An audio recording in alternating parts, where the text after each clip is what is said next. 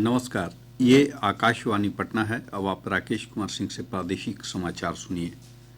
प्रधानमंत्री नरेंद्र मोदी ने केंद्रीय बजट को भारत की प्रगति के लिए परिवर्तनकारी बताया है। उन्होंने कहा कि विकसित भारत की यात्रा को गति देने में यह महत्वपूर्ण भूमिका निभाएगा।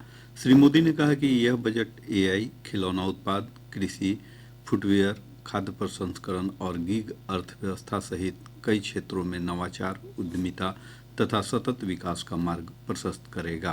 प्रधानमंत्री ने कहा कि यह बजट 140 करोड़ भारतीयों की आकांक्षाओं को पूरा करने के लिए सरकार की प्रतिबद्धता को दर्शाता है। उन्होंने कहा कि बजट देश में बचत, निवेश, खपत और विकास को बढ़ावा देगा। प्रधानमंत्री ने कहा कि यह बजट कृषि क्षेत्र को सशक्त करेगा। वित्त मंत्री निर्मला सीतारामन ने कहा है कि केंद्रीय बजट कृषि, ग्रामीण समृद्धि तथा शहरी विकास पर केंद्रित है और इसमें लगातार सुधारों पर जोर दिया गया है। नई दिल्ली में संवाददाताओं से बातचीत में वित्त मंत्री ने कहा कि बजट में विकसित भारत की दिशा में आगे बढ़ने के कई प्रावधान किए गए हैं। उन्होंने कहा कि बजट में स्वास्थ्य और शिक्षा के हितों को प्राथमिकता दी गई है। केंद्रीय बजट को विभिन्न क्षेत्रों से सकारात्मक प्रतिक्रिया मिल रही है।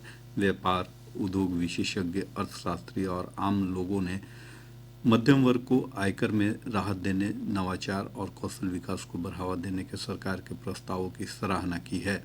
भारतीय स्टेट बैंक के चेयरमैन CS शेट्टी ने कहा कि बजट ने भारत को एक नवाचार और ज्ञान केंद्रित अर्थव्यवस्था के रूप में स्थापित किया है। आकाशवाणी समाचार से विशेष बातचीत करते हुए भारतीय वाणिज्य एवं उद्योग महासंघ फिक्की के अध्यक्ष हर्षवर्धन अग्रवाल ने कहा कि बजट प्रस्तावों से मध्यम वर्ग को राहत मिलेगी और सभी क्षेत्रों में मांग में सुधार होने से निजी क्षेत्र की निवेश योजनाओं को प्रोत्साहन मिलेगा।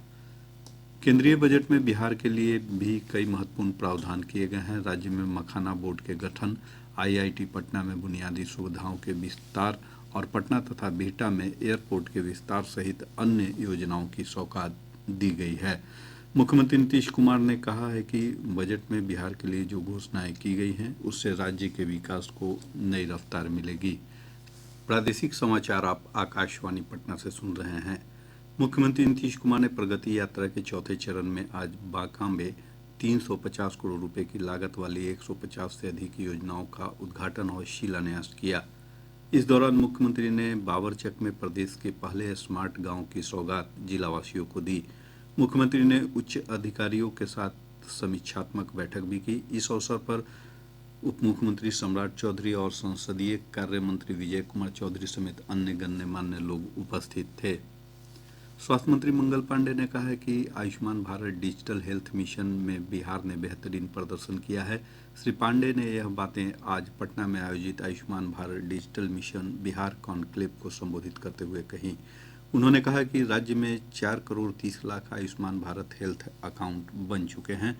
स्वास्थ्य मंत्री ने कहा कि बिहार आयुष्मान कार्ड बनाने वाले शीर्ष राज्यों में शामिल हो गया है। भारत की महिला अंडर-19 क्रिकेट टीम ने दक्षिण अफ्रीका को 9 विकेटों से हराकर T20 वर्ल्ड कप का खिताब अपने नाम कर लिया है। मलेशिया में हुए फाइनल मैच में दक्षिण अफ्रीका की टीम पहले खेलते हुए 82 रनों पर सिमट गई। जवाब में भारतीय टीम ने 11.2 ओवर में 1 विकेट खोकर लक्ष्य हासिल कर लिया। महिला अंडर-19 क्रिकेट टीम की T20 वर्ल्ड कप में यह लगातार दूसरी जीत है।